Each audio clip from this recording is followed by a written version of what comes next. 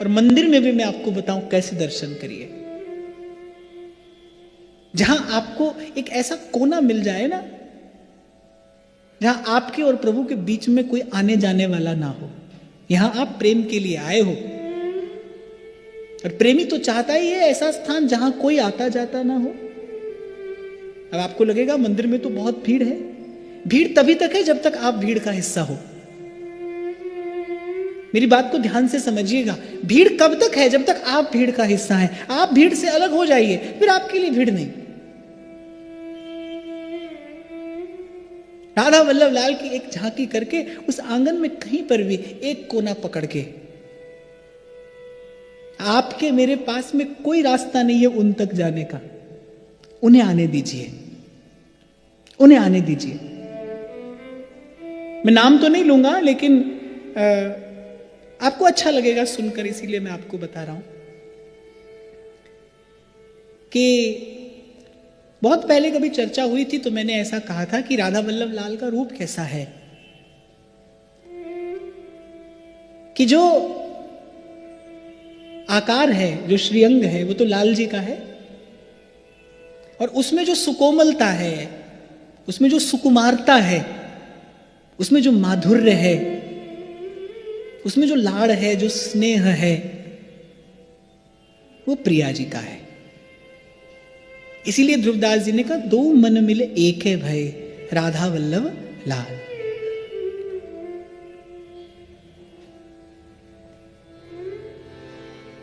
अब बहुत बार ऐसा होता है जब आप दर्शन करते हैं ना, तो आप चेष्टा करते हैं श्री जी को कहीं देखने की, ऐसी होंगी वैसी होंगी।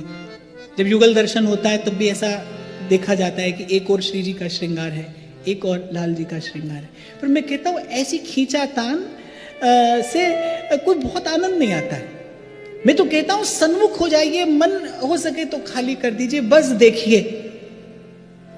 एक दिन वो स्वयं अपना रहस्य आपके सामने उजागर करेंगे, खबर पड़ेगी आपको। और जिस दिन आपको अनुभव हुआ, जिस दिन आपको राधा वल्लभ लाल के रूप रस की अनुभूति हुई, तभी वो आपका आनंद है। नहीं तो कहीं सुनी बात तो आएगी और चली जाएगी।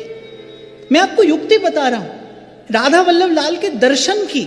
महाप्रभु कह रहे राधा वल्लभ मुख कमल निरख नयन हरिवंश। राधा वल्लभ लाल का दर्शन कैसे किया जाए? आज तो झंझट में पड़े रहते हो आप, कोई मिल जाए जान पहचान का, आपको आगे ले जाए, आपको आगे ले जाकर बैठा दे। मत पड़िए ऐसे झंझट में। भाव का व्यापार मत होने दीजिए, ना आप करिए ना किसी और को करने दीजिए। संभाल कर रखिए। अरे कहां जग जंजाल से छुड़ाकर श्री जी की कृपा की बयार लेकर आती है आपको मुझे यहां। जो कुछ घड़ियां कुछ क्षण हैं, उसमें तो ना मैं देखूं और को, और ना तो ये देखने दूं। मैंने पहले भी आपसे निवेदन किया था, आज फिर आपसे कह रहा हूं, प्रभु को पाने के लिए जिस वस्तु की आवश्यकता है वो आपके पास है।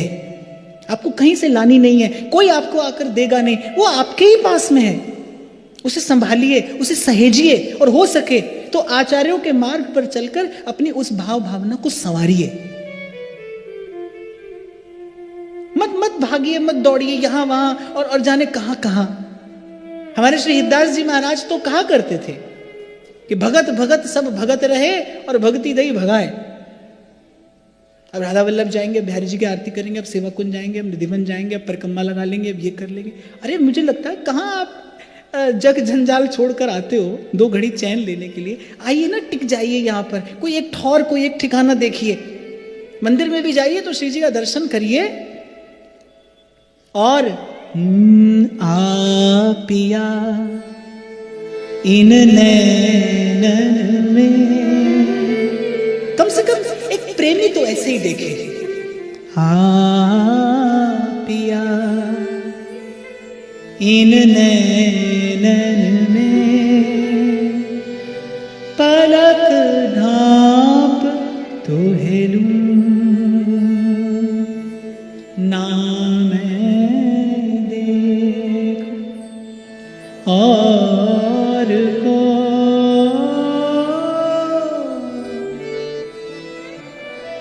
ना तुहे देखना।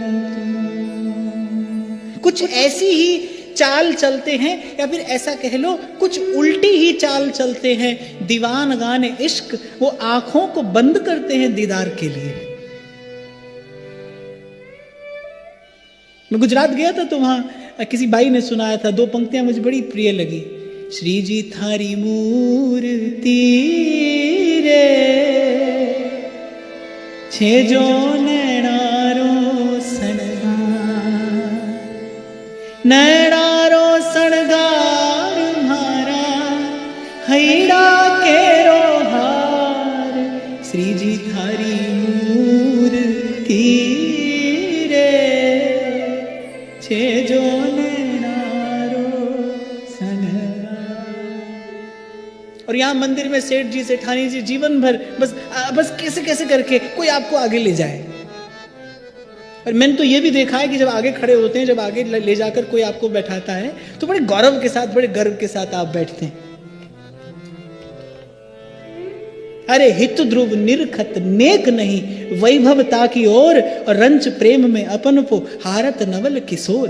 जिसके पास आए हो, जिससे मिलने आए हो, उसकी रुचि, उसका स्वरूप, उसका स्वभाव तो जानो। इसीलिए मैं आपसे बार बार कहता हूं, जब तक आप रसिक जनों की वाणी का आश्रय नहीं लेंगे, आपको वृंदावन की रसरीति, वृंदावन के वास की विधि, वृंदावन के सेवन की विधि कैसे खबर पड़ेगी? रसिकों से ही जाना जाता है, रसिकों से ही सीखा जाता है।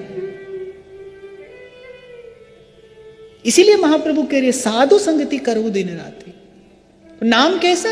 बिना कष्ट, जपना भी नहीं, केवल रटना है। और रूप, तो रूप का तो रस, रूप रस का सिंधु तो यहां सतत प्रवाहमान है। आपको केवल उस रूप रस का पान करना है। अब जब कभी आप दर्शन करने जाइए, मैं तो आपको ये कहूंगा कि सबसे पीछे, मैं आपको पहले सुनाया करता था ना कभी कि जब रास में महादेव गए गोपी का रूप धारण करके, तो द्वार पर ललिता जी ने कहा कि बाबा ये सांप बिच्छू लेकर तो आप अंदर नहीं जा सकते, ये तो सब आपको यहीं छोड़ना होगा। तो क्या पहनना होगा? भूषण वसन प्रसाद स्वामिनी पुलक पुलक अंग धारे। ये जो प्रियाजू के प्रसादी वस्त्र आभूषण है, ये आपको धारण करने होंगे। और जब धारण किया तो थोड़ा संकोच था। रास मंडल पर सहस्रों सहस्त्र प्रियालाल के रूप रस में पगी रंगी मगी सहचरियां, सबके हाथ में सेवा की सौंज है, सामग्री है। किसी से सुंदर सुवास का सुख लेते हैं प्रियालाल, किसी के हाथ से पान का बीड़ा लेते हैं, कोई सुंदर फल लिए खड़ी है और किसी के हाथ में रस से भरा पात्र है। एक एक सखी का परिचय लेते हुए, उसकी सेवा स्वीकार करते हुए, और फिर रास का आरंभ होता, यही नित्य का क्रम है। सहस्रों सहचरियां हैं, सबसे पीछे खड़े हो गए महादेव। गोपेश्वर गोपी का रूप धरे, सहचरी का रूप धरे। आ गए प्रिया प्रीतम। जब रास मंडल पर पदार्पण हुआ श्री युगल सरकार का, तो दोनों परस्पर एक दूसरे की ओर देखते हैं। देखा और फिर मुस्कुराए। प्रिया जी ने संकेत किया और लाल जी ने श्री स्वामिनी जी की आज्ञा का उद्घोष किया कि भाई आज हम परिचय लेना सबसे पीछे से आरंभ करेंगे। पहले हम यहां से आरंभ करते हैं, आज हम सबसे पीछे से आरंभ करेंगे। इसीलिए मैं आपको कह रहा हूं कि आप आगे बढ़ेंगे भी तो रास्ता कहां है? कहां? मैं तो कहता हूं कि अपने प्रेमी को खोजना है, दाएं जाओगे कि बाएं, पूर्व में या पश्चिम में, कहां? कहां? कोई मार्ग नहीं है। इसलिए जहां है ठहर जाइए, रुक जाइए, बाट जोइए कृपा की। राधा वल्लभ लाल की झांकी करिए और बस वहीं कोई कोना पकड़ के, और ना मैं देखूं और को और ना तोहे देखन दूं। एक बार इस विधि से सेवन करिए, दर्शन करिए, उन्हें आने दीजिए, उन्हें आने दीजिए।